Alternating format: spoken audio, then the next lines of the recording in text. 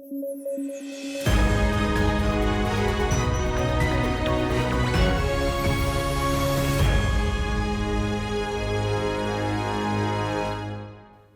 News at 9 में आपका स्वागत है। मैं हूं विरत दुबे। आइए जल्दी से नजर डालते हैं आज की हेडलाइंस पर।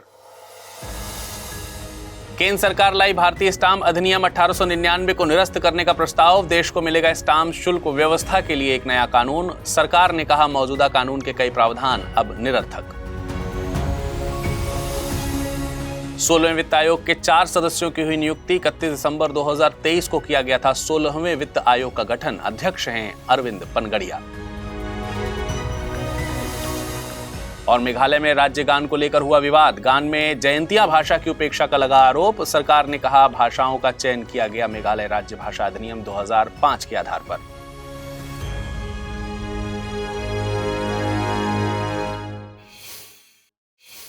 खबरों पर हम आगे बढ़ेंगे, लेकिन उससे पहले आपको बता दें कि अगर इस न्यूज बुलेटिन को आप पीडीएफ फॉर्मेट में पढ़ना चाहते हैं तो अमृत उपाध्याय 007 इस टेलीग्राम से जुड़कर डाउनलोड कर आसानी से पढ़ सकते हैं। अब आइए नजर डालते हैं खबरों पर विस्तार से। हाल ही में खबर आई है कि केंद्र सरकार औपनिवेशिक दौर के भारतीय स्टाम्प अधिनियम 1899 को निरस्त करने का प्रस्ताव लेकर आई है। सरकार अब देश में स्टाम्प शुल्क व्यवस्था के लिए एक नया कानून लाने का मंसूबा रखती है। आपको बता दें कि वित्त मंत्रालय ने 17 जनवरी को इंडियन स्टाम्प बिल 2023 के मसौदे पर जनता से सुझाव भी मांगे थे।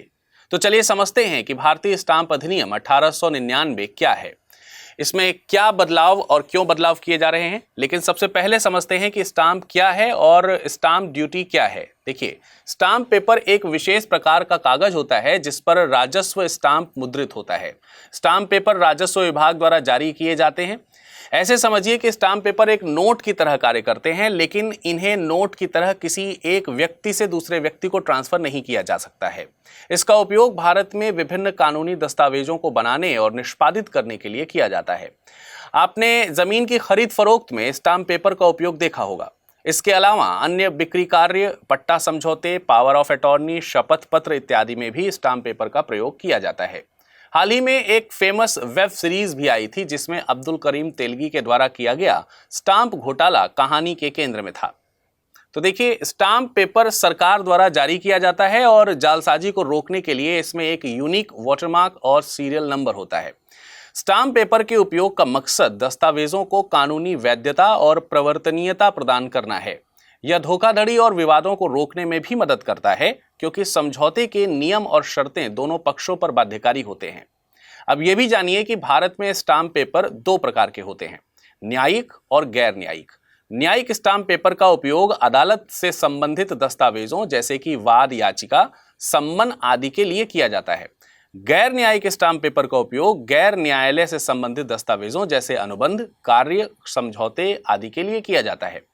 यह एक खास बात यह भी है कि स्टाम्प पेपर स्टाम्प ड्यूटी के भुगतान के प्रमाण के रूप में भी कार्य करता है। देखिए, टैक्स की व्यवस्था प्राचीन काल से ही चली आ रही है। जब भी हम किसी भी प्रकार का कोई लेन देन करते हैं तो इस प्रक्रिया में राजस्व विभाग को एक राशि अदा करनी पड़ती है। GST, income tax, corporate tax आदि टैक्सेस भारत में प्रचलित हैं। इसी प्रकार स्टाम्प ड्यूटी अनिवार्य रूप से एक सरकारी कर है। यह आयकर के समान ही एक कर है जो सरकार द्वारा वसूला जाता है। स्टाम्प ड्यूटी भारतीय स्टाम्प अधिनियम 1899 की धारा 3 के तहत देय होता है। ध्यान दीजिए कि स्टाम्प ड्यूटी का पूरा और समय पर भुगतान किया जाना चाहिए। अगर स्टाम्प ड्यूटी के भुगतान में देरी होती है तो जुर्माना भी लगता है। स्टाम्प ड्यूटी के भुगतान किए गए दस्तावेज को एक उचित और कानूनी दस्तावेज माना जाता है और इसका साक्ष्यात्मक मूल्य होता है, मतलब इसे अदालतों में साक्ष्य के रूप में स्वीकार किया जाता है। जिस दस्तावेज पर मुहर नहीं लगी होती है उसे अदालत द्वारा साक्ष्य के रूप में स्वीकार नहीं किया जाता है। एक बात और है जो कि आपको पता होनी चाहिए कि स्टाम्प ड्यूटी केंद्र सरकार द्वारा लगाया जाता है, लेकिन संविधान के अनुच्छेद 268 के तहत संबंधित राज्यों द्वारा इसको विनियोजित किया जा सकता है। अब ये भी समझते हैं कि भारतीय स्टाम्प अधिनियम 1899 क्या है। स्टाम्प पेपर को रेगुलेट करने के लिए एक अधिनियम बनाया गया था जिसे भारतीय स्टाम्प अधिनियम 1899 कहा जाता है। यह अधिनियम स्टाम्प से संबंधित सभी प्रक्रिया को निर्धारित करता है।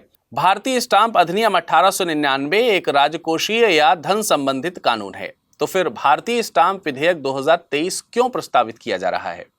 वित्त मंत्रालय का कहना है कि भारतीय स्टाम्प अधिनियम 1899 के कई प्रावधान अब निरर्थक या निष्क्रिय हो गए हैं। उदाहरण के लिए भारतीय स्टाम्प अधिनियम 1899 में डिजिटल ई स्टैंपिंग के प्रावधानों की कमी है। इसके साथ ही स्टाम्प ड्यूटी के संबंध में सभी भारतीय राज्यों के लिए एक समान कानून नहीं है। दरअसल 1899 का अधिनियम संयुक्त रूप से 30 राज्यों और केंद्र शासित प्रदेशों में लागू होता है, जबकि 6 राज्य अपने स्वयं के स्टाम्प प्रावधानों और नियमों को मानते हैं। इसलिए मंत्रालय ने वर्तमान वास्तविकताओं और उद्देश्यों को प्रतिबिंबित करने के लिए मौजूदा अधिनियम को निरस्त करने और इसे नए कानून के साथ प्रतिस्थापित करने का प्रस्ताव दिया है। हाल ही में भारत सरकार ने राष्ट्रपति की मंजूरी के साथ 16वें वित्त आयोग के 4 सदस्यों की नियुक्ति की है। 16वें वित्त आयोग के अध्यक्ष के रूप में अरविंद पनगड़िया की नियुक्ति के बाद सरकार ने अब आयोग के 3 पूर्णकालिक सदस्यों और एक आंशिक कालिक सदस्य की नियुक्ति की घोषणा की है। पूर्व वित्त और व्यय सचिव अजय नारायण झा, जो 15वें वित्त आयोग के सदस्य भी थे, को पूर्व विशेष सचिव एनी जॉर्ज मैथ्यू और आर्था ग्लोबल के कार्यकारी निदेशक निरंजन राजाध्यक्ष के साथ पूर्णकालिक सदस्य के रूप में नियुक्त किया गया है। वहीं सार्वजनिक क्षेत्र के ऋणदाता भारतीय स्टेट बैंक के मुख्य आर्थिक सलाहकार सौम्य कांति घोष को आयोग में अंशकालिक सदस्य के रूप में नियुक्त किया गया है। सदस्यों में मणिपुर कैडर के 1982 बैच के पूर्व IAS अधिकारी अजय नारायण झा ने पहले वित्त आयोग के कई पदों पर कार्य किया है। 15वें वित्त आयोग के सदस्य होने से पहले अजय नारायण झा ने 14वें वित्त आयोग के सदस्य सचिव के रूप में भी कार्य किया है, जिसके अध्यक्ष पूर्व RBI गवर्नर YV रेड्डी हुआ करते थे। आपको बता दें कि 16वें वित्त आयोग का गठन 31 दिसंबर को किया गया था। 16वें वित्त आयोग द्वारा 31 अक्टूबर 2025 तक अपनी सिफारिशें प्रस्तुत करने की उम्मीद है, जिसमें 1 अप्रैल 2026 से शुरू होने वाली 5 साल की पुरस्कार अवधि शामिल होंगी। तो चलिए जानते हैं अब वित्त आयोग के बारे में। वित्त आयोग भारत के राजकोषीय संघवाद को आकार देने में महत्वपूर्ण भूमिका निभाता है। इसका सीधा सा मतलब है कि वित्त आयोग मुख्य रूप से केंद्र और राज्यों के बीच कर बंटवारे का फॉर्मूला तय करता है। वित्त आयोग का प्रावधान संविधान के अनुच्छेद 280 के तहत किया गया है। इसका मतलब है कि यह एक संवैधानिक निकाय है। यह आयोग हर 5 वर्ष पर गठित किया जाता है। यह आयोग संघ और राज्यों के बीच वित्तीय संसाधनों के वितरण पर अनुशंसाएं प्रस्तुत करता है। ध्यान रखिए कि आयोग की अनुशंसाएं अपनी प्रकृति में सलाहकारी होती हैं और केंद्र सरकार पर बाध्यकारी नहीं होती हैं।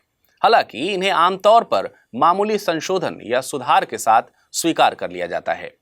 इन अनुशंसाओं का कार्यान्वयन और निगरानी का कार्य केंद्र और राज्य स्तर पर विभिन्न मंत्रालयों एवं विभागों द्वारा किया जाता है। इन अनुशंसाओं में 3 मुख्य पहलू शामिल होते हैं। पहला है लंबवत हस्तांतरण। इनमें केंद्रीय करों के विभाज्य पूल में राज्यों की हिस्सेदारी तय की जाती है। जैसे समय के साथ राज्यों की हिस्सेदारी को 10% से बढ़ाकर 42% तक किया गया है।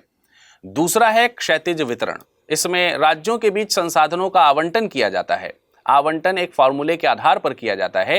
ये फॉर्मूला राज्यों की वित्तीय आवश्यकताओं, क्षमताओं और प्रदर्शन के आधार पर बनाया जाता है। जैसे अगर राज्य पिछड़ा है या भौगोलिक रूप से दुर्गम क्षेत्र का है तो करों के आवंटन में इस चीज का ध्यान रखा जाएगा। तीसरा पहलू है सहायता अनुदान। इसके तहत सहायता या सुधार की आवश्यकता रखने वाले विशिष्ट राज्यों या क्षेत्रों को करों का अतिरिक्त हस्तांतरण किया जाता है।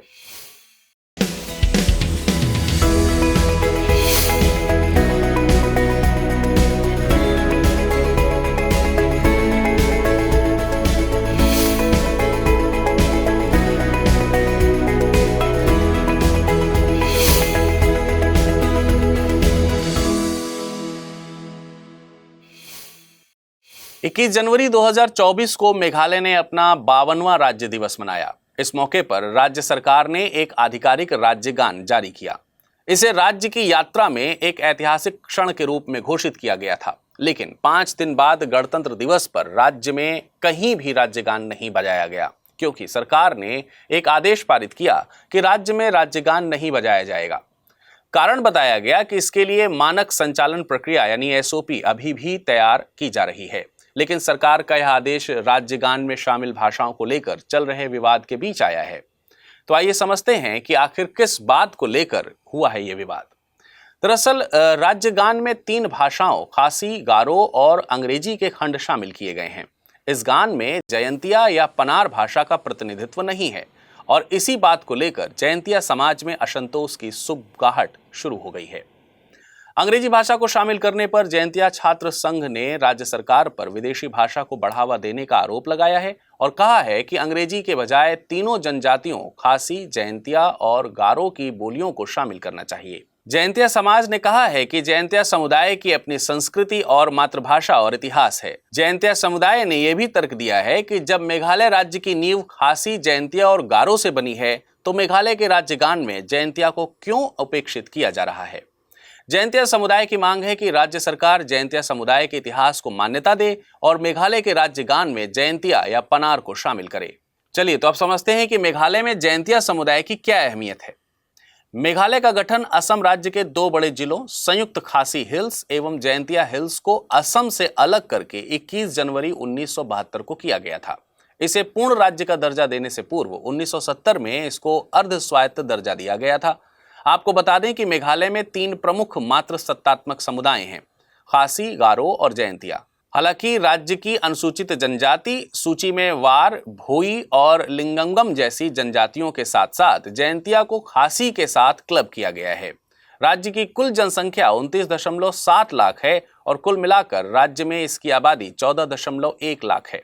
वहीं अकेले गारो की संख्या लगभग 8.21 लाख है।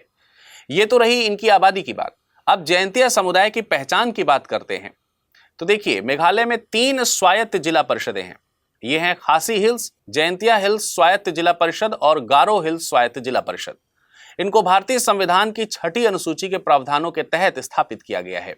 भारतीय संविधान की 6ठी अनुसूची में क्या है? भारतीय संविधान की 6ठी अनुसूची में असम, मेघालय, त्रिपुरा और मिजोरम राज्यों में जनजातीय क्षेत्रों के प्रशासन के बारे में प्रावधान है। हालांकि कुछ प्रशासनिक प्रभाग 1972 में मेघालय को राज्य का दर्जा दिलाने से पहले मौजूद थे। इसका मतलब संविधान ने भी इस समुदाय की एक अलग पहचान को मान्यता दी है। इन सब के अलावा जयंतिया समुदाय से एक प्रसिद्ध स्वतंत्रता सेनानी भी हुए हैं जिनका नाम था यू कियांग नांगबा। उन्होंने 19वीं सदी में जयंतिया हिल्स में अंग्रेजों के खिलाफ विद्रोह का नेतृत्व किया था।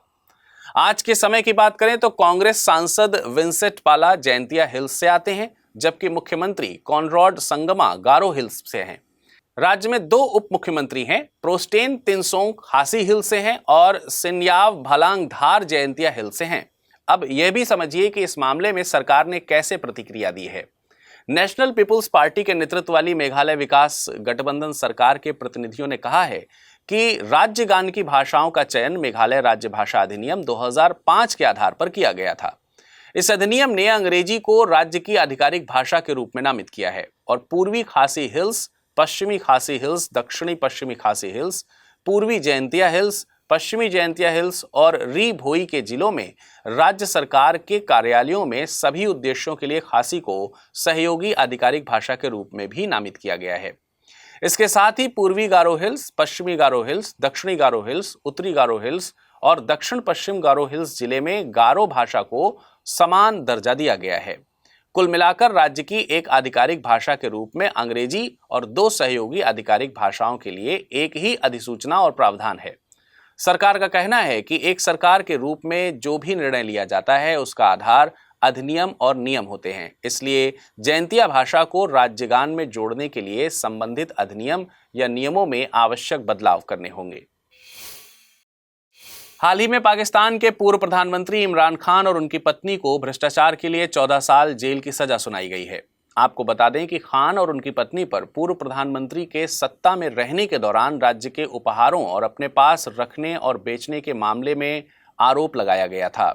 इसके साथ ही एक दिन पहले एक अन्य विशेष अदालत ने इमरान खान को राज्य के रहस्यों को लीक करने का दोषी ठहराया था और उन्हें 10 साल की जेल की सजा सुनाई थी। इनके साथ पूर्व विदेश मंत्री शाह महमूद कुरैशी को भी विशेष अदालत ने 10 साल जेल की सजा सुनाई है। ये मामला साइफर केस का है। इसके पहले भी अदालत ने पाकिस्तान के 8 फरवरी के संसदीय चुनावों से पहले खान को किसी भी सार्वजनिक पद पर रहने के लिए अयोग्य घोषित कर दिया था। तो आइए अब चलिए समझते हैं कि साइफर केस क्या है। साइफर या डिप्लोमेटिक केबल किसी देश के विदेशी मिशन की तरफ से अपने देश को भेजा जाने वाला वो संवाद होता है जिसमें मिशन के डिप्लोमेट्स की मेजबान देश के डिप्लोमेट्स या अधिकारियों आदि के बीच बातचीत का ब्यौरा होता है। ये कोड वर्ड्स में होता है जिसको डिकोड कर उसका अनुवाद किया जाता है।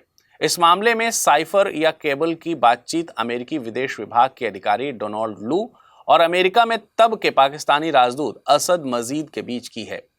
इस कोडेड केबल में यूक्रेन पर पाकिस्तान की नीति को लेकर अमेरिका में बहुत नाराजगी जताई गई थी। यूएन में वोटिंग के दौरान भी पाकिस्तान के कई बार अनुपस्थित रहने का भी जिक्र इस साइफर में किया गया था।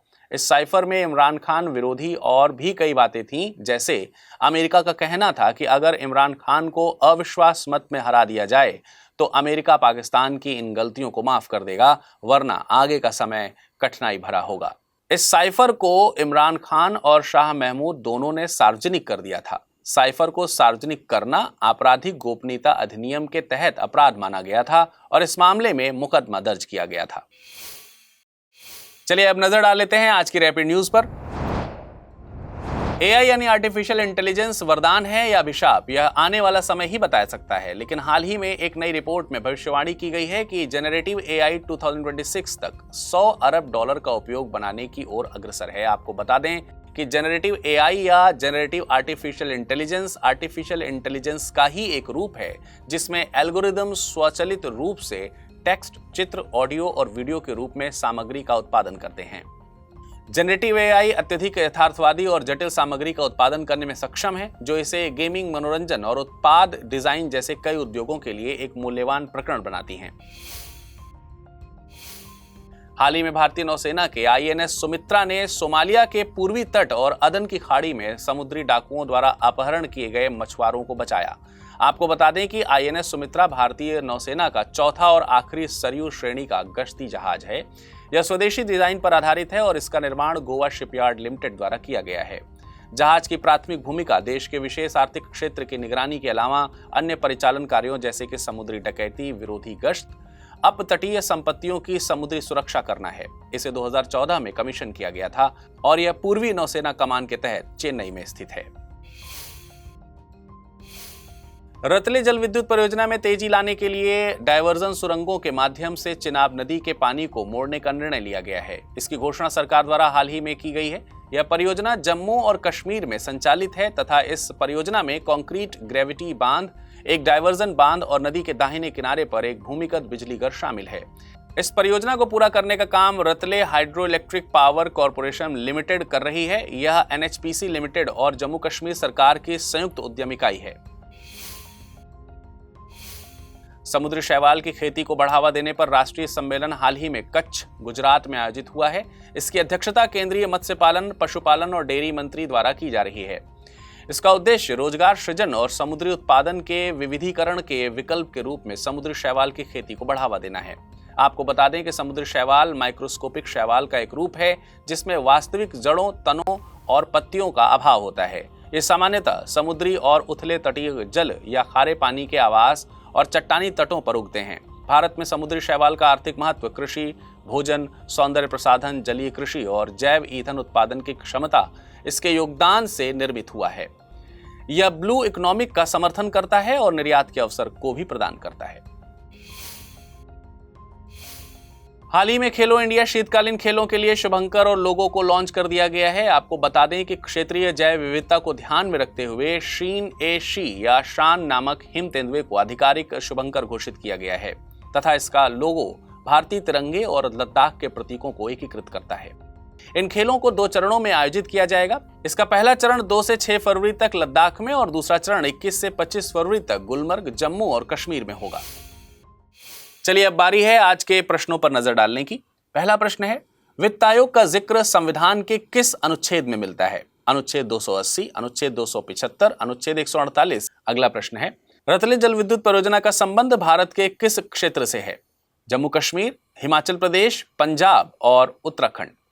अब आइए एक नजर डालते हैं पिछले बुलेटिन में क्या प्रश्न पूछा गया था और उनका सही उत्तर क्या है इस पर। पहला प्रश्न था, हाल ही में चर्चा में रहे समलेश्वरी मंदिर के बारे में निम्नलिखित कथनों पर विचार कीजिए। ये मंदिर ओडिशा राज्य के पश्चिम में है। ये मंदिर महानदी के तट पर स्थित है। इस मंदिर का निर्माण 16वीं शताब्दी को माना जाता है। इसका सही विकल्प क्या होगा? 1, 2 और 3, केवल 1 और 2, केवल 2 और 3 या फिर तीनों कथन गलत हैं। इसका सही जवाब है ऑप्शन ए। अगला प्रश्न था, निम्नलिखित नदियों में से कौन सी नदी चंबल की सहायक नदी नहीं है? नेवज, काली सिंध, पार्वती या फिर बनास। इसका सही जवाब है ऑप्शन ए। तो चलिए आज के बुलेटिन में फिलहाल इतना ही। कल कुछ नई खबरों के साथ आपके समक्ष हम फिर हाजिर होंगे। तब तक अपना ख्याल रखिएगा। नमस्कार।